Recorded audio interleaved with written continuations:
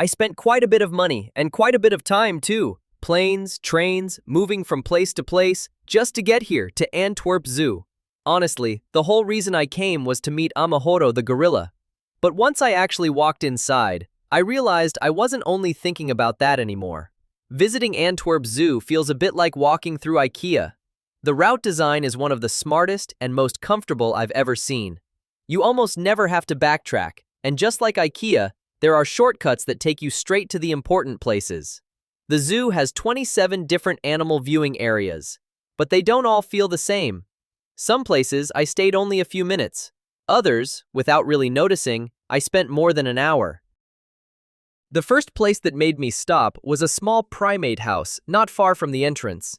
It's a slightly awkward exhibit, somewhere between interesting and not that interesting. Most of the monkeys here are species you see in many zoos. What really held my attention were the brown-headed spider monkeys outside and the mandrills next door. The spider monkeys were incredibly active, moving back and forth across the structures. Watching them, you get the feeling they're quite satisfied with their environment. Mandrills, on the other hand, are actually one of the most striking primates out there. It's just a bit of a pity that only females live here. If you've ever seen a male mandrill, you'll probably understand what I mean. That face is pure drama. As I kept walking, I came across a few interesting birds. The ones that caught my eye the most were the black-cast hornbills. They're extremely lively.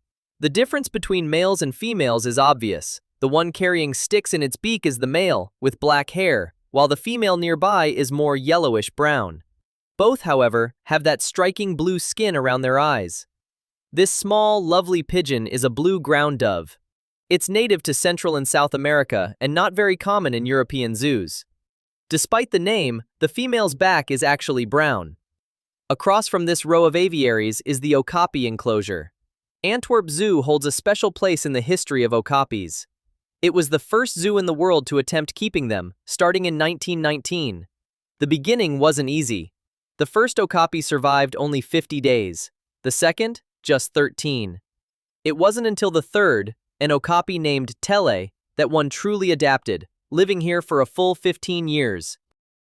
The place where I stayed the longest was this mixed species habitat. Two different kinds of gorillas live here, along with a type of monkeys.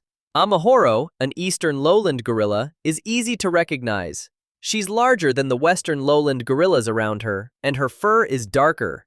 No one knows her exact age. She wasn't born in a zoo. She was taken from the wild by poachers. When she arrived in Antwerp in 1994, she was estimated to be about 4 years old.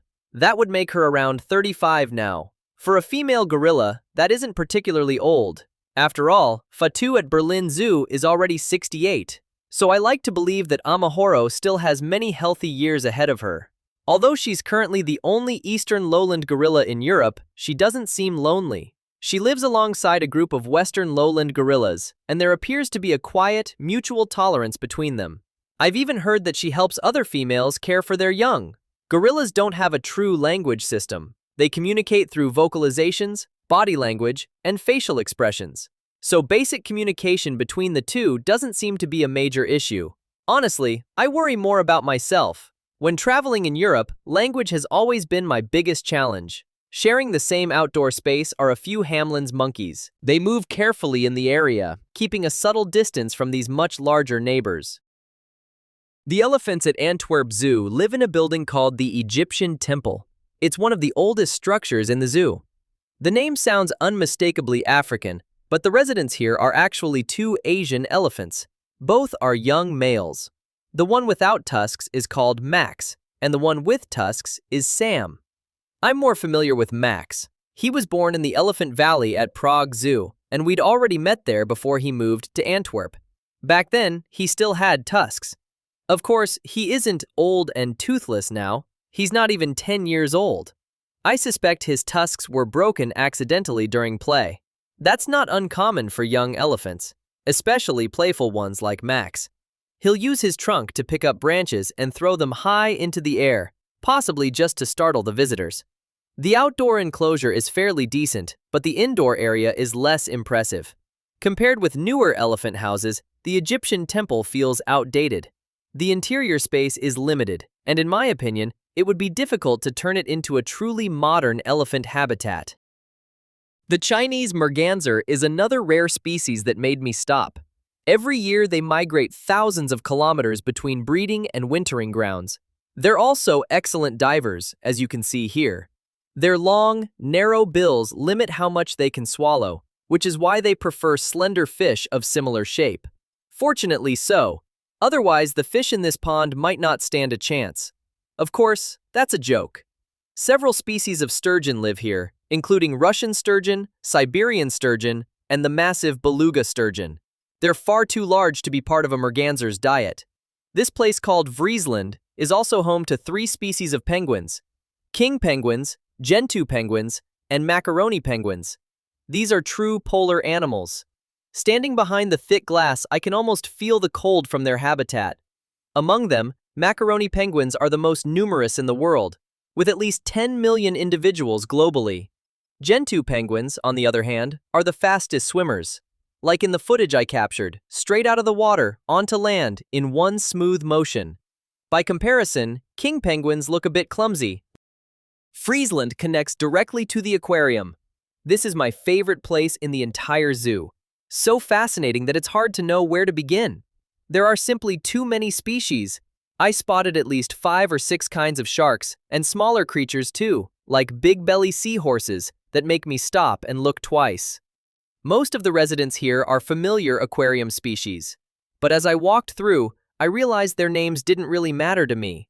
The lighting, the colors, the slow rhythm of the water, everything feels calm and beautifully vivid. For a while, I just stood there, thinking about nothing. That said, I wasn't only daydreaming, I filmed almost every tank. Unfortunately, most of the footage didn't turn out very well.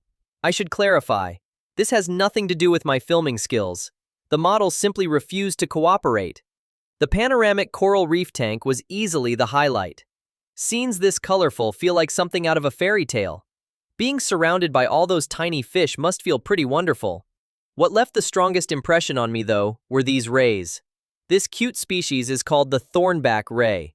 It looks as if it has 2 faces, one on its back and another on its belly. The one underneath looks both funny and slightly strange.